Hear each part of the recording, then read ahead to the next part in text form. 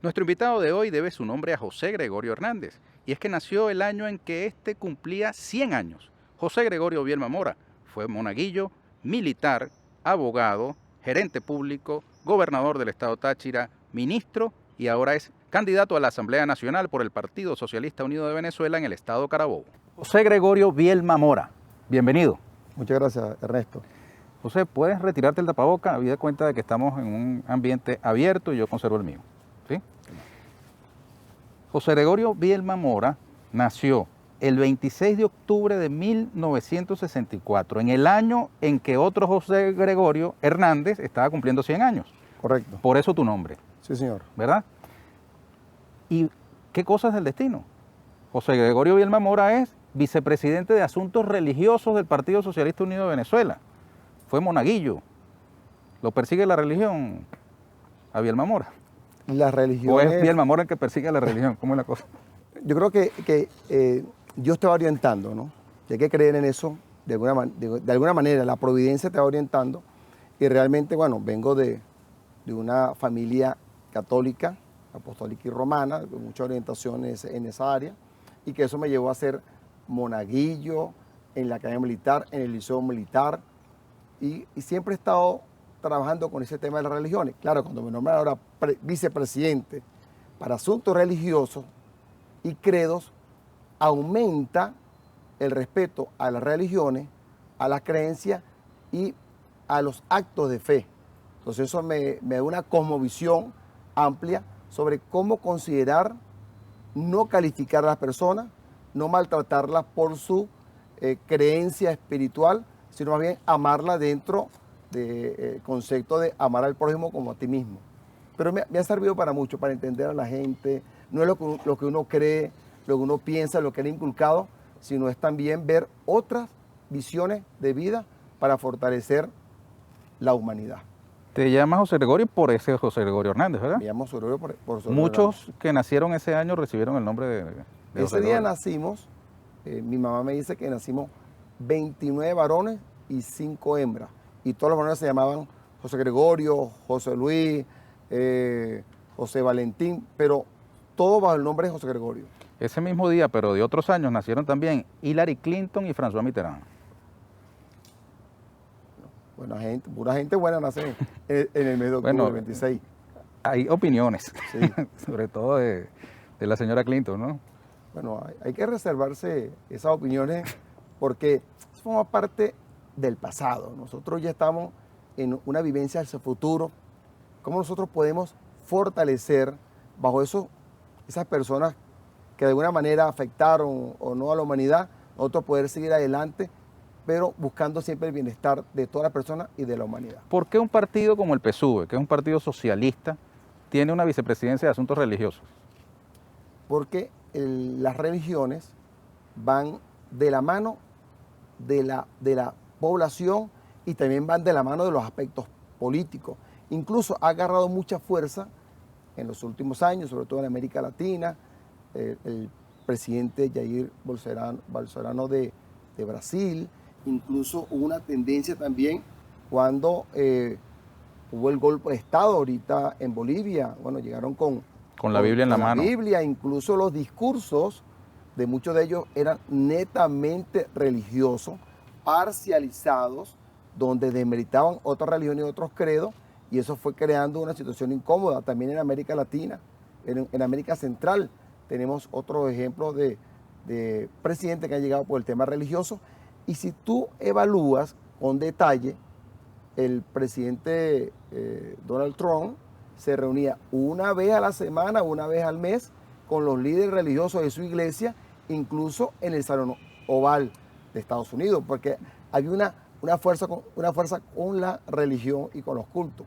Entonces, nuestro partido, que está siempre en sintonía con la actualidad, con lo que ocurre en el mundo, ha decidido tener un vicepresidente de asuntos religiosos para la armonía, para el diálogo, para la comprensión, para la sensibilidad y poder incluirlos a todos dentro de una gama humanitaria de que todos podemos convivir en sana paz.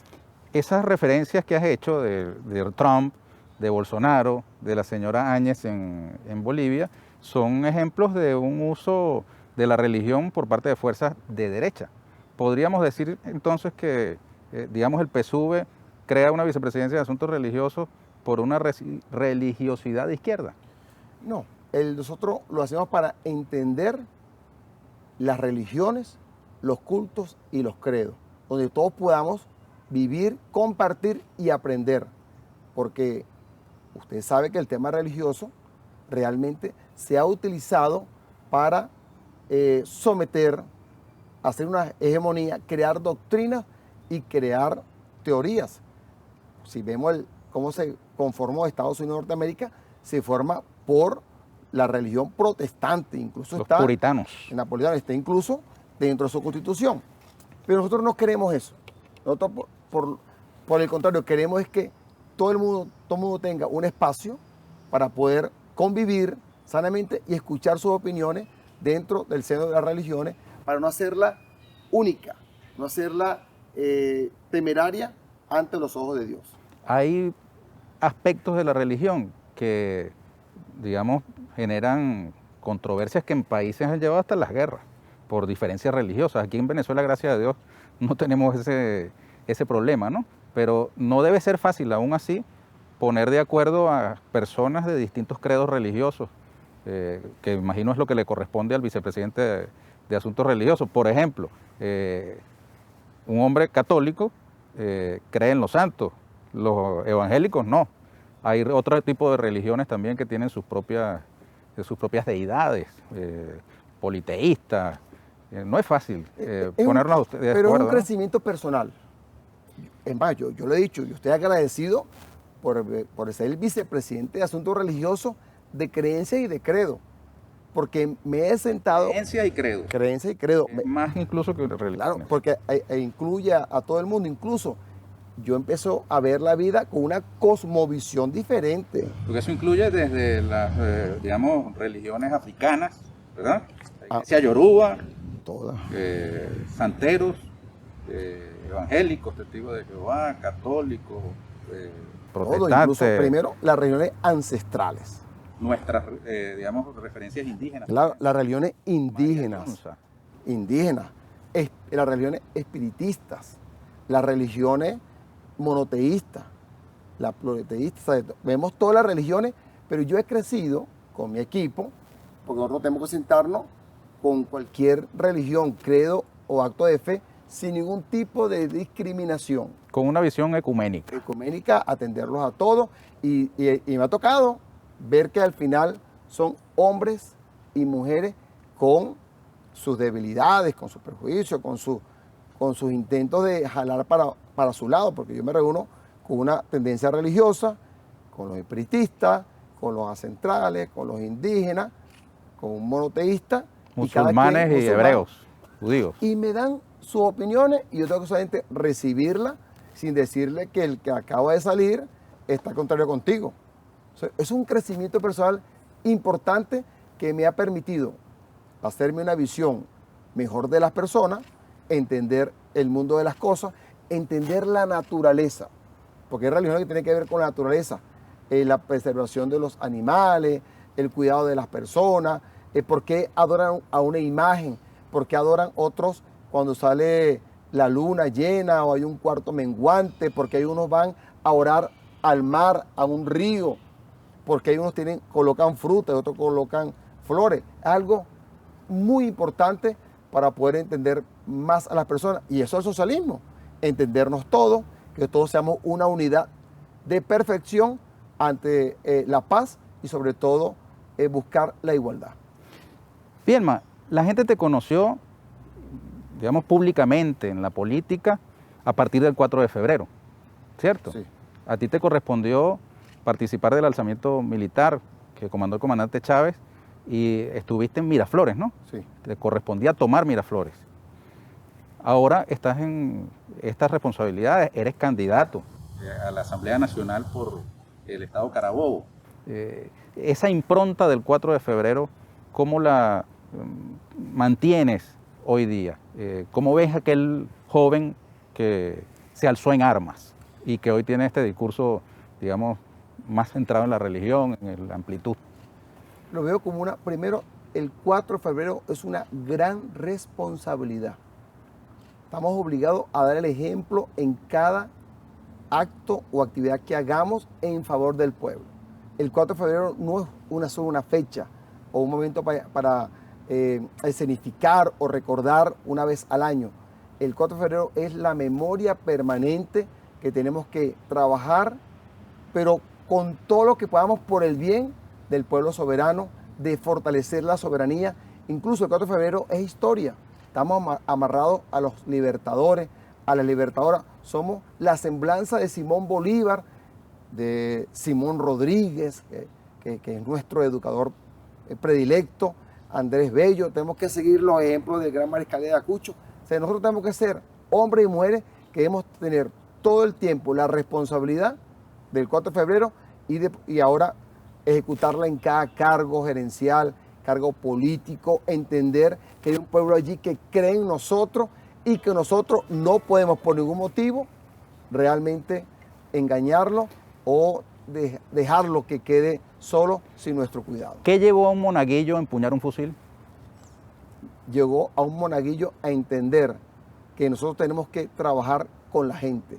Y empuñar el fusil, bueno, tengo una formación desde los 11 años, estaba en el Liceo Militar Jauregui en La Grita, después pasé a la Academia Militar de Venezuela, y allí, bueno, fui formando una educación, porque a mí me gusta mucho el tema educativo, formando una educación en poder darle las mismas oportunidades de estudio, de formación académica, formación corporal, intelectual, científica y técnica a todos los venezolanos, porque es la única forma de poder seguir adelante. El fusil era porque era militar. De repente, si yo hubiese ido a la parte médico-veterinaria, que también me apasiona el tema del campo, hubiese empuñado, en ese caso, el machete, hubiese empuñado una chícora o un martillo para poder forjar una independencia por los venezolanos. Ahora, ¿qué te encontró con Chávez? Que terminaste en Miraflores empuñando ese fusil para tomar el palacio. Bueno, ver al comandante Hugo Chávez, primero soberbio, fuerte, dinámico, irradiaba una energía extraordinaria. Yo era cadete de segundo año y mi comandante Hugo Chávez era capitán del curso militar. Su voz retumbaba en los pasillos, en el patio de formación, en el patio de honor, el patio número 1.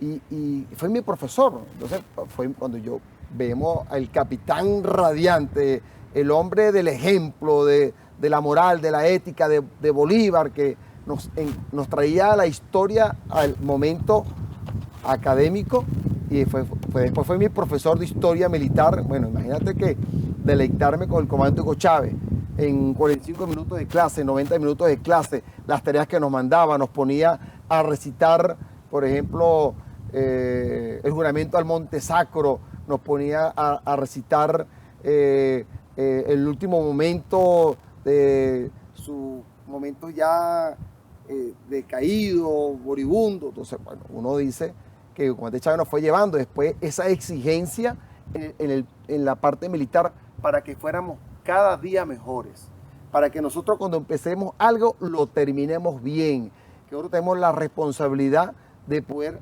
formar la patria en función de un pueblo soberano que quiere que nosotros traemos juntos en la unión cívico-militar. El comandante Chávez fue el hombre que marcó mi vida y el hombre al cual le debo todo lo que soy en este momento.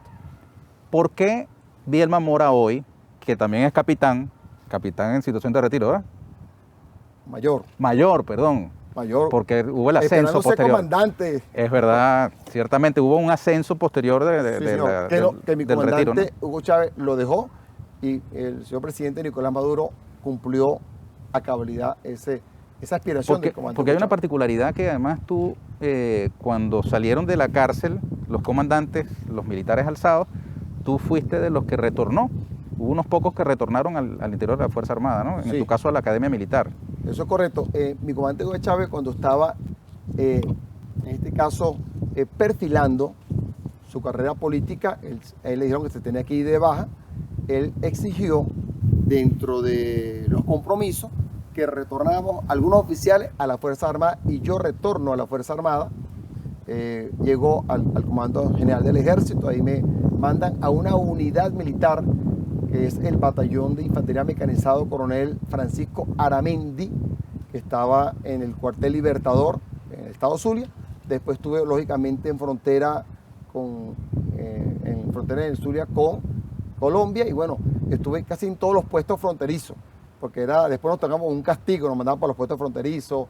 El relevo era a los 90 días, nos dejaban 90 días más, eran 180 días de relevo.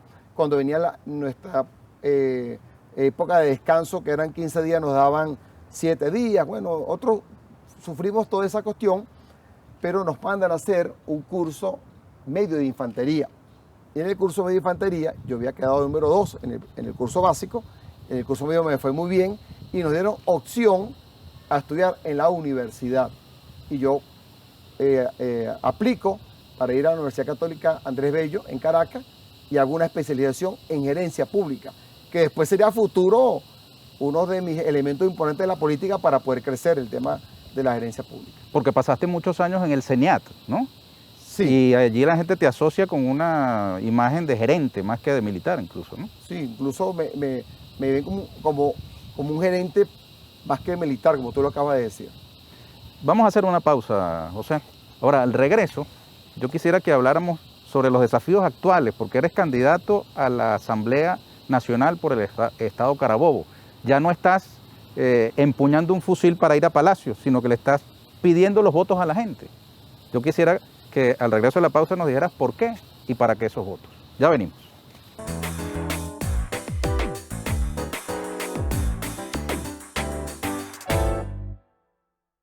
José Gregorio Bielma Mora.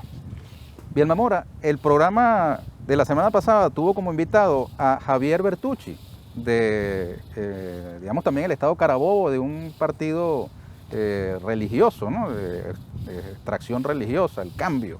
Él es pastor evangélico. ¿Cuál es la diferencia entre la propuesta política del candidato que encabeza la lista en Carabobo del Partido Socialista Unido de Venezuela y que es vicepresidente de Asuntos Religiosos, José Bielma Mora, y la de ese otro candidato que también es, digamos, abrazado a Cristo?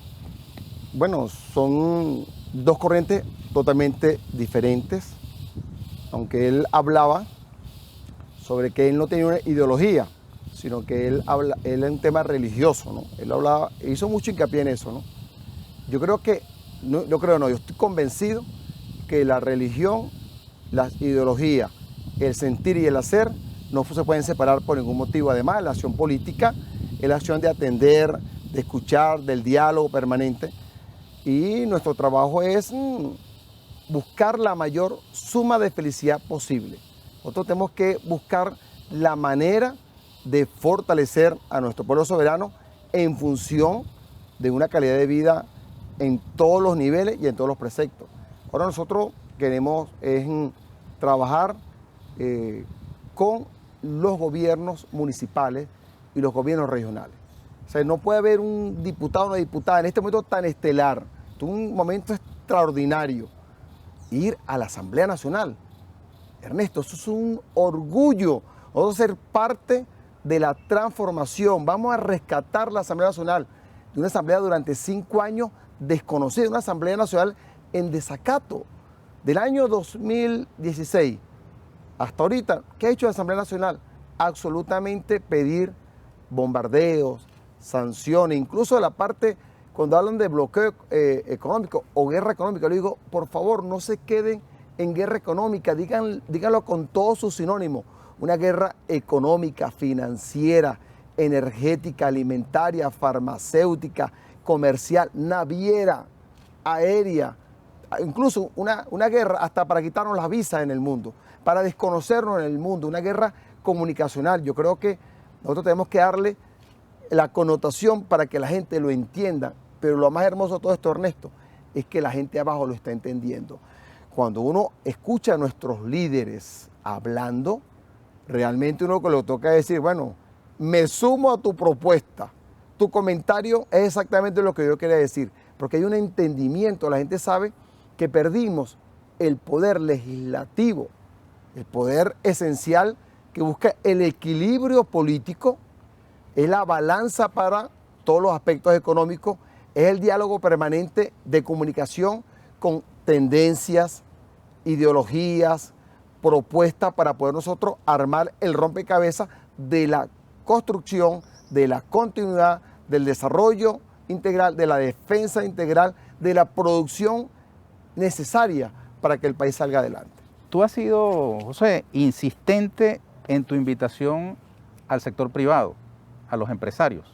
Cuando estuviste en la gobernación del Táchira, hiciste una feria Expo Táchira 2015, recuerdo, sí, en la que tú invitaste a Fedecámaras, Cavidea, que participaran. Incluso palabras textuales dijiste, estoy resteado con el sector privado.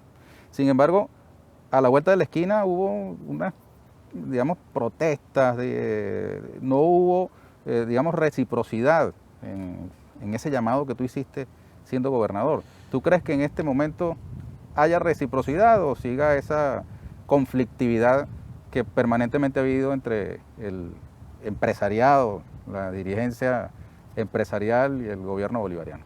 Bueno, son una pregunta muy completa para respondértela en 3 versiones. Primera versión.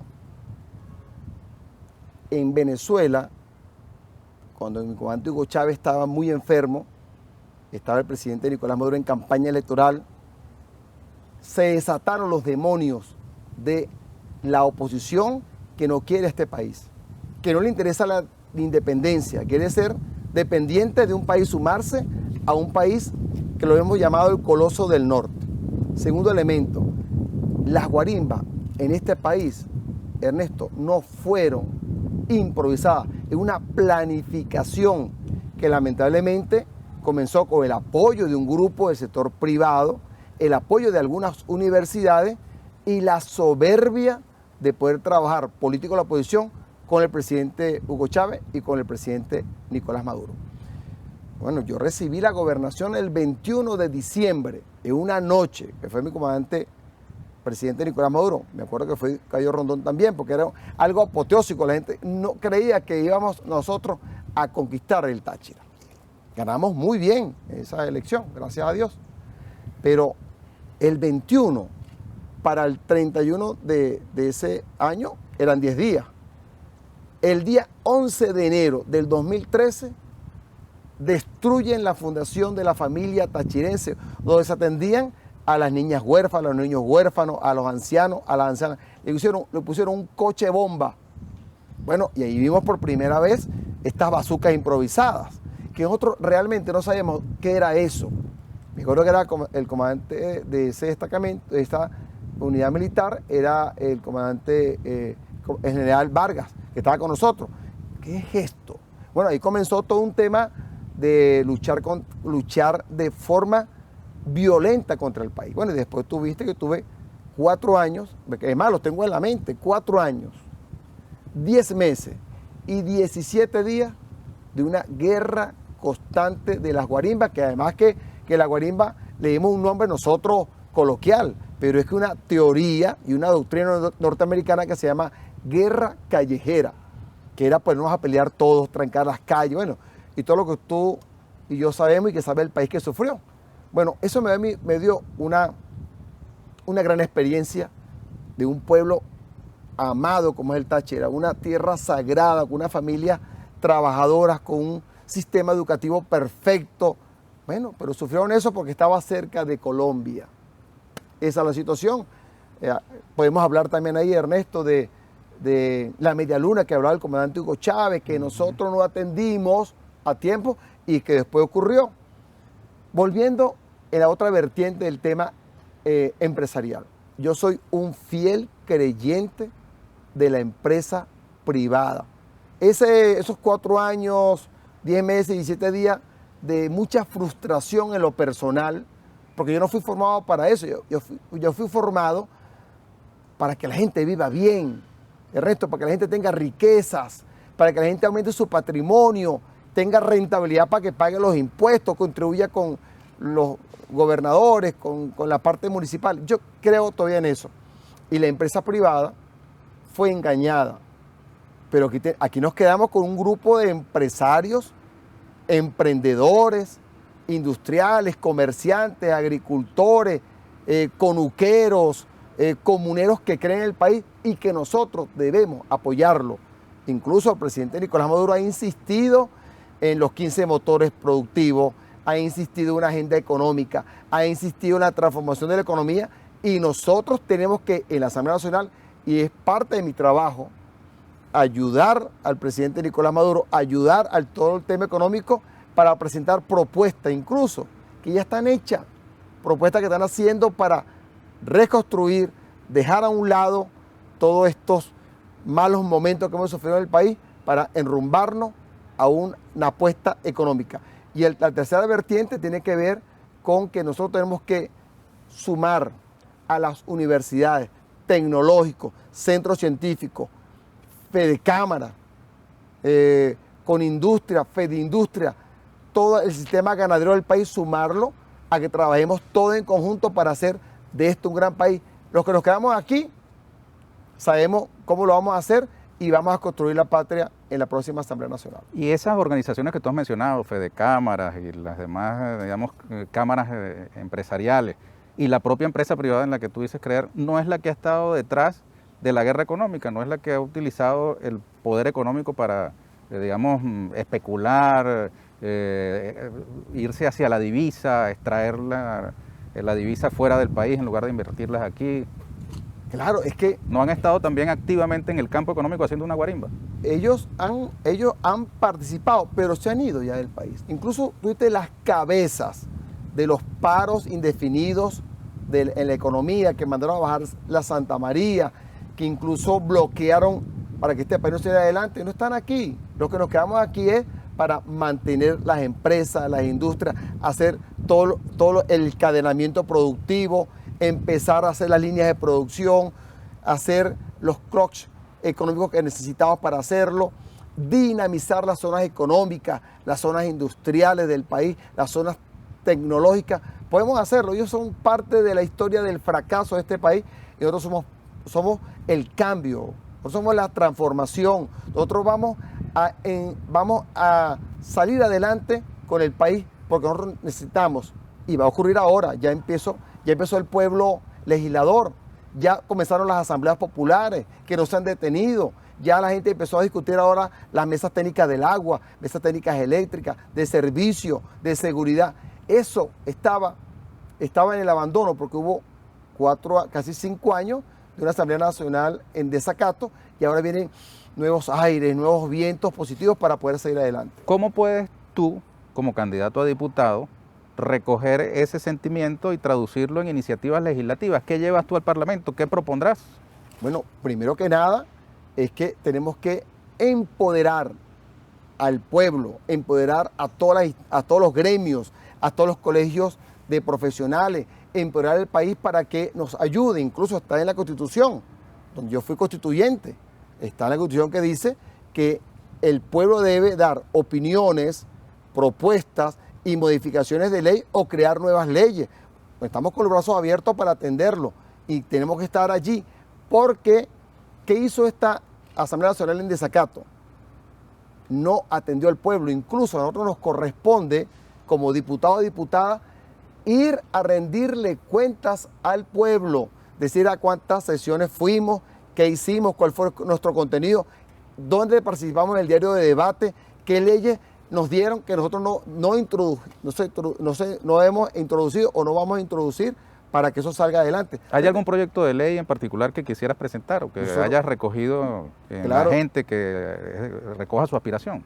Yo estoy convencido de que con las zonas económicas especiales, zonas económicas exclusivas, zonas económicas tecnológicas, zonas económicas científicas, es el elemento fundamental con las zonas industriales para nosotros salir adelante. Cada una tiene una ley particular, porque las que están en frontera con Brasil son diferentes de las que están en el occidente, en Colombia, o las que están en el Caribe, o las que están en el centro. Entonces, tenemos que trabajar cada una de las leyes para poder hacerla. He recibido mucha información para eso. ¿Cómo podemos hacer el tema del emprendimiento? Una ley, por ejemplo, la ley del emprendimiento. Esta juventud que está creando iniciativas, que está aquí, incluso lo hacen con la familia, con los amigos, tesis de grado que la están preparando por un emprendimiento que está saliendo ahorita a la calle.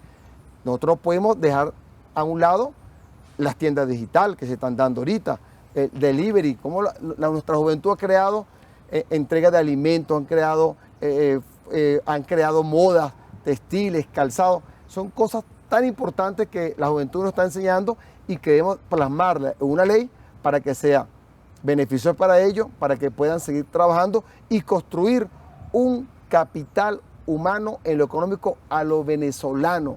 Incluso cuando habla la gente de inversión extranjera, bueno, vamos a hablar de inversión nacional. Nosotros tenemos que hacer un capital que se entienda con todo el buen sentido de la palabra, hacer capitales nacionales de nuestra juventud, con nuestras universidades, con nuestros centros, con todos los temas productivos en todas las áreas sensibles de la economía, para poder tener un brazo equilibrado de la economía que trabaje con el gobierno para poder juntos salir adelante. Bien, tú tienes, ya te lo dije al comienzo del programa, una imagen más de gerente que de militar, ¿no? Estuviste en la Asamblea Constituyente del año 99, ¿verdad? Luego te correspondió en el Congresillo, sí, ¿verdad? Ahora vas al Parlamento, luego de haber sido gobernador del estado Táchira, ¿verdad? Y haber pasado por esa larga experiencia en el Seniat. El Parlamento tiene particularidades, y es que es el sitio del debate, donde digamos, se encuentran las distintas visiones del país. Yo quisiera que después de la pausa imagináramos o compartieras con nuestras usuarias cómo imaginas tú ese próximo Parlamento, que después de instalado, por cierto, tendría que sustituir constitucionalmente a la Asamblea en desacato. Ya el señor Guaidó sería exdiputado a partir del 5 de enero, ¿cierto? Correcto. Y allí en ese Parlamento debe haber una pluralidad de voces que se expresen. Yo quisiera que imagináramos a la Venezuela después del 6 de diciembre, cómo la ve José Bielma Mora y la vida de ese Parlamento y otras cosas más que tenemos reservadas. Ya venimos.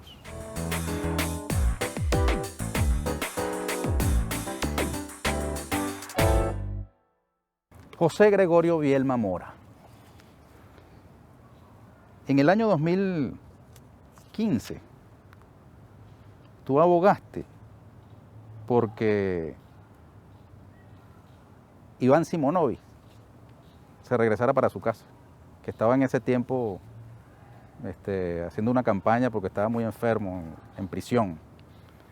Luego el hombre, trasladado a su casa, termina fugándose y hoy día, bueno, con el gobierno de Trump, no sabemos ahora con el desenlace electoral allí si continuarán en tal posición, pero era una especie de, digamos, jefe de policía del gobierno imaginario de Guaidó y desde Estados Unidos profirió infinidad de amenazas contra todo el chavismo, anunciando las barbaridades que iban a cometer en caso de llegar al poder efectivamente en este país, meterte preso a ti y a todo el mundo, ¿no?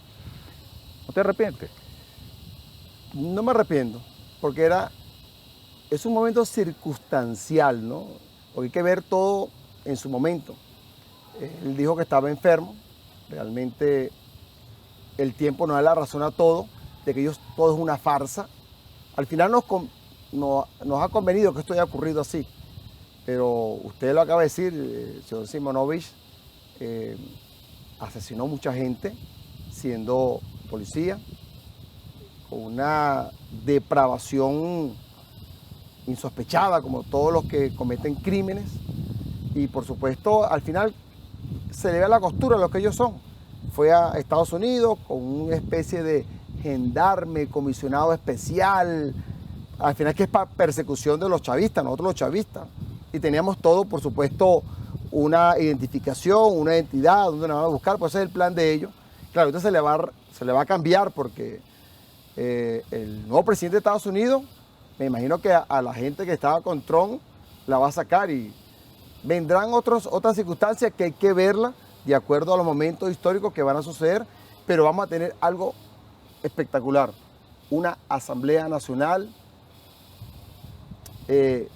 diferente, una Asamblea Nacional donde vamos a emprender el diálogo, el debate, donde nos vamos todos a obligar a estudiar, a hacer estudios comparados, a ir a defender nuestras posturas, siempre en favor del pueblo soberano, de la independencia, de la soberanía, de los objetivos históricos de la patria, pero sin doblegar nuestras ideas que son siempre en favor del pueblo.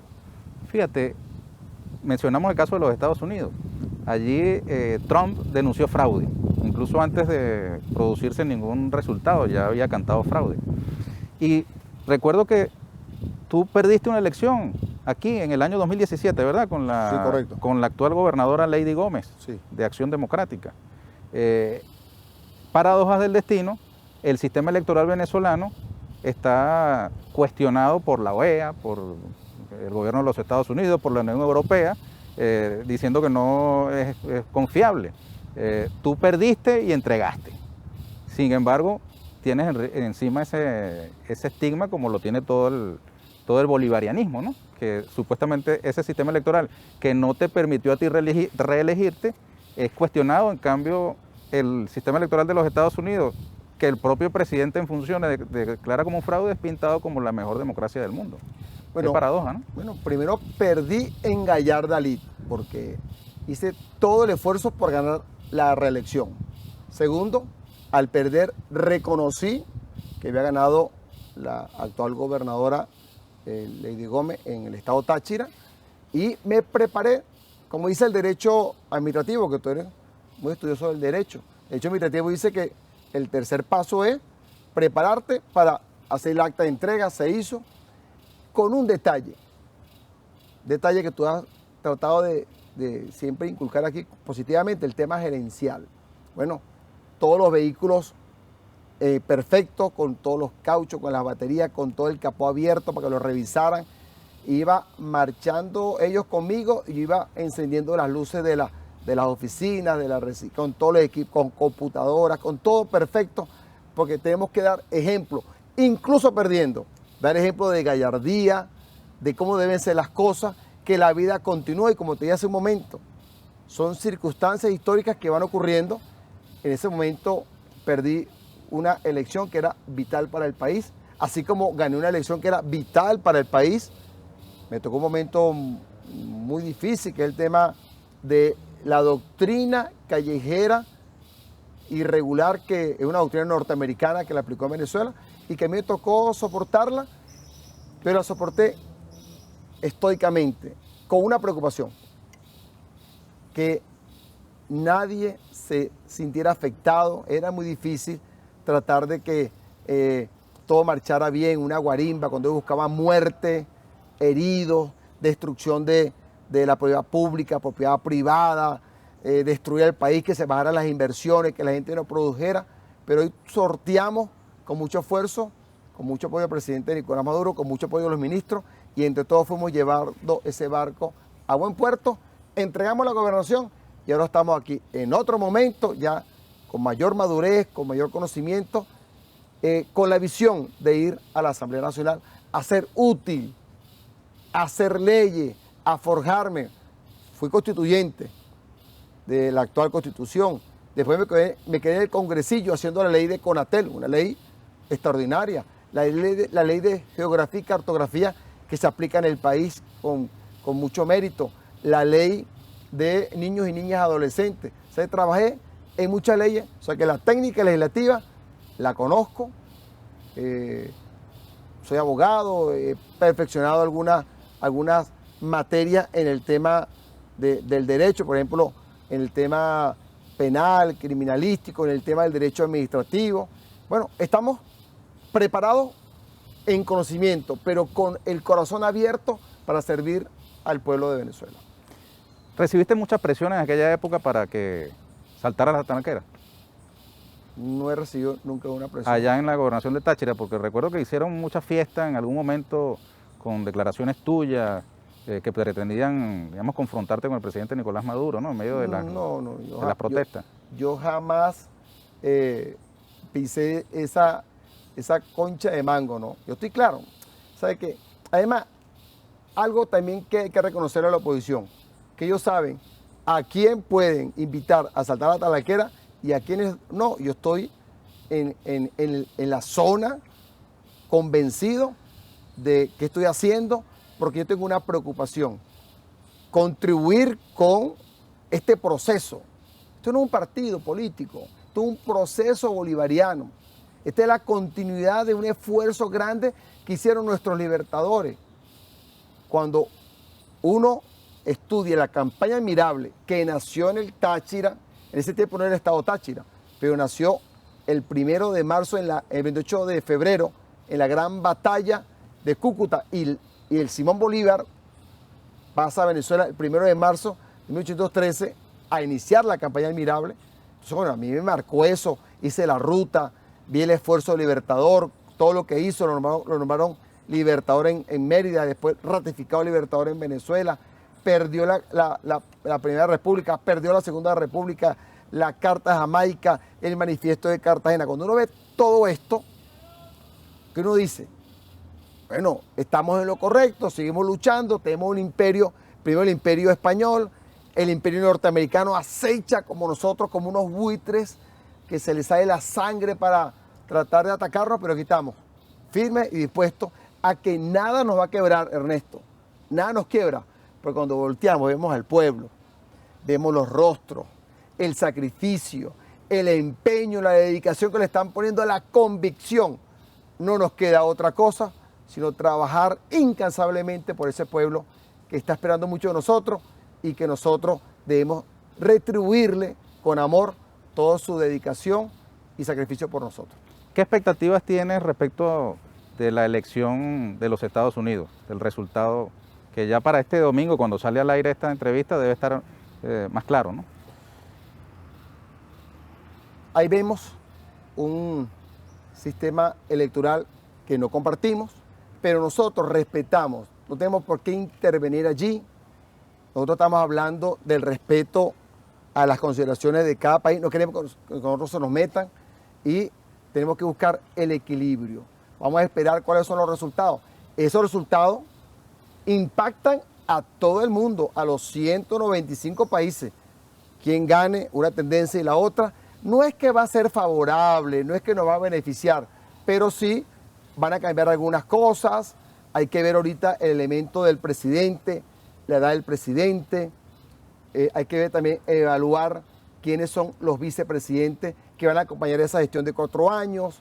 También hubo un cambio de un número importante de senadores, un número importante de representantes, que ellos le llaman, que son los diputados.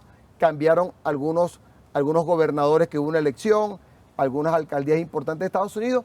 Hay que estar a la expectativa. ¿Qué nos corresponde a nosotros? Trabajar en la Asamblea Nacional para ganarla, porque ahí también van a haber una victoria de la oposición, donde nos vamos a encontrar y le vamos a demostrar una vez más que a través del diálogo, de la paz, de la convivencia, nosotros vamos a solucionar los problemas que hay en este país. Vilma Mora, tienes una comadre en Miami, que es una ex Miss Venezuela, que dijo que fue acosada por allá porque la relacionan contigo. Le hicieron cacerolazos, acosos. Bueno, es del Táchira. Es del Táchira. Tachirense, yo soy el padrino de su hija, que al final no tiene la culpa, porque es un acto sacramental. De los 7 sacramentos, uno es el bautismo. La bauticé, ha sufrido mucho, pero también se ha puesto firme allá y ha salido airosa de esos ataques, ¿no? Porque nosotros no podemos relacionar los temas ecuménicos, religiosos, o de unas amistades que uno pueda tener con la soberbia de la criminalidad que siempre está en la mente de la oposición para desmeritar a alguien. Pero seguimos adelante y Dios bendiga a mi ahijada en este momento. A tu esposa también la acosaron un tiempo, ¿no? Esa es una valiente, mi esposa, una guerrera, una mujer ejemplo. Yo tengo ella anda conmigo para arriba y para abajo. Nos mudamos para el Táchira y ella es, mírate, la convicción. Ella es de playa. Le gusta el surf, le gusta eso, vivió cerca del mar, bueno, y le gusta mucho eso. Y se fue para el Táchira entre montañas, porque San Cristóbal está entre montañas, usted ve ahí montañas. Estuvo conmigo 5 años, soportó el ataque. La atacaron mucho cuando yo estaba en una reunión binacional en Maracaibo, Estado Zulia. Bueno, y después, ella fue incluso, si evaluamos, ella fue atacada primero que yo, porque ella estudió en la fundación de la familia tachirense. después la cambió, la volvieron a atacar y siguió en su empeño de crear una fundación para protección de los animales, que no existiera el maltrato animal. Se peleó con un poco de gente para sacar unos animales, unos osos frontinos, unos animales que se estaban muriendo en un zoológico inventado allá en Capacho, en el Táchira. Los sacaron en avión con la Fuerza Aérea, los sacaron al aeropuerto Balarida en el estado Lara. Bueno, y comprometida con los ancianos, con las causas de enfermedades difíciles, y sigue en eso. Y está ahorita conmigo en Carabobo, está conmigo allí, y ahí dice, donde tú vas, voy yo, y van mis hijos, y van mis hijas. Y estoy muy orgulloso de tener ese respaldo. Eso que dice que detrás de un gran hombre y una gran mujer, yo creo que aquí es, delante de una gran mujer, está un hombre que va siguiendo los lineamientos que ella me orienta, está muy pendiente de tu entrevista. No, tienes que ir, tienes que poner Ernesto. Bueno, y me dijo, tienes que ir porque Ernesto es un hombre ahorita con una proyección muy importante en el periodismo, pero sobre todo con una entrevista muy sagaz e interesante que le gusta mucho al pueblo venezolano. Gracias por el comentario, tanto a ti como a ella. ¿Cómo te va con el gobernador Rafael Lacaba, ahora que estás compartiendo territorio Con en Rafael Carabobo? Lacaba, evangelista, porque su apellido es evangelista, excelente. Veníamos ahorita escribiéndonos, ya tenemos una reunión, porque él es mi jefe de comando de campaña. Hemos trabajado muy bien, por ahí se dijo que hubo un tiempo, incluso tuvimos tendencia como 2 días, ¿no? Que a mí me habían designado protector del estado Carabobo para tratar de crear zozobra, intriga, pero estamos firmes los dos. Él como gobernador y yo con la oportunidad que me dio mi partido de ser parte de un proyecto a la Asamblea Nacional. Yo estoy orgulloso y contento y feliz de ser candidato a diputado, pero candidato del estado Carabobo, que es muy importante. Donde está el fortalecimiento de la industria. Hay más de 70 zonas industriales que podemos convertir en zonas económicas especiales, de acuerdo a la convicción que hay que estudiarlo con mi gobernador Rafael Lacaba, con cada uno de los 14 alcaldes, de acuerdo a usted la jurisdicción económica, pero con algo más importante, con una masa trabajadora, especializada, calificada, organizada, que son el alma y el espíritu de las industrias y de los comercios, de la parte fabril. Ahí hay también una parte intelectual, académica, muy bien educada, que también va a ser parte del fortalecimiento de la economía de este país, que se va a lograr en la Asamblea Nacional. Tanto a él como a ti les dio el COVID-19, ¿no? Sí, señor. Y ya él está recuperado, por lo que se ha visto. A él le afectó. Le afectó porque acuérdese que él es paciente oncológico. Bueno, y lo ha soportado con mucha fuerza, con mucha energía, con mucha responsabilidad. Y a mí me dio, fue más benevolente. Asintomático. Sí, a mí fue más benevolente. Incluso yo me quería ir para la campaña antes y me detuvieron. Yo quería a los 3 días irme. Entonces hubo una reunión que no podía irme y realmente me hicieron recapacitar que yo tenía que velar por la salud de los demás. Y así lo hice. Después que me hicieron como 4 pruebas hasta que salí negativo. Esperé 2 días y me fui a la campaña, donde he sido recibido en Carabobo con los brazos abiertos. Mis compañeros del proyecto político revolucionario y bolivariano, en Carabobo los diputados por listas principales y suplentes y por los circuitos principales y suplentes, se han comportado de una manera maravillosa para conocer a un estado extraordinario como es Carabobo. Bueno, religiosamente terminamos el programa, puntualmente. Así sea. Un mensaje para las usuarias y usuarios. Los invito de corazón, sean parte de la democracia. El primer elemento de la democracia es asistir al voto, que sea universal, directo y secreto, y ustedes escojan la voz que lo va a representar ante la Asamblea Nacional.